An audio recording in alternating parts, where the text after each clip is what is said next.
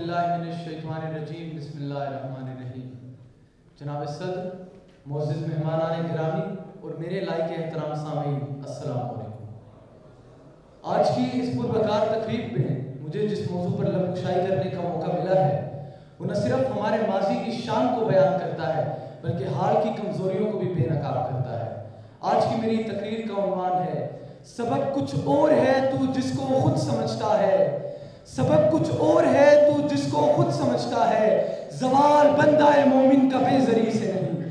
जनाब सदर, हकीमुल उम्मत हज़रत अल्लामा इकबाल के शेर में मुसलमानों के लिए फ़लसफ़ा खुद ही पोशीदा है। इकबाल फरमाते हैं, मुसलमानों तुम क्या समझते हो, तुम्हारा ज़वाल मालो दौलत की कमी की वजह से है, तुम्हारे पास असलहा नहीं है, तुम कमज़ोर हो, नहीं।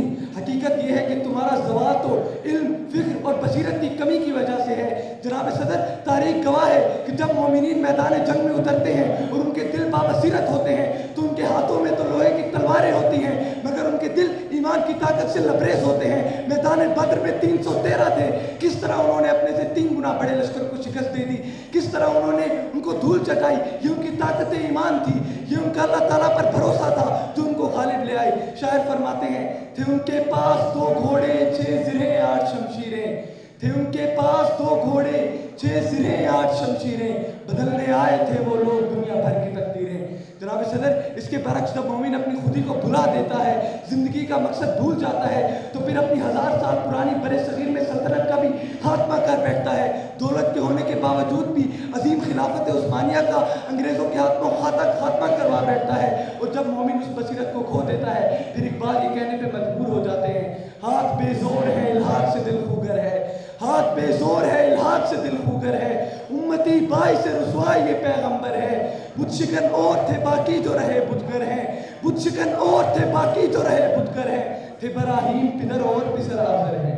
जनाब सदर, जरा गौर कीजिए, मैं आपसे सवाल करता हूँ कि आज का मुसलमान ज़वाल का शिकार क्यों है? क्या मुसलमानों के पास मालो दौलत नहीं? क्या मुसलमानों के पास अफरादी कुव्वत की कमी है?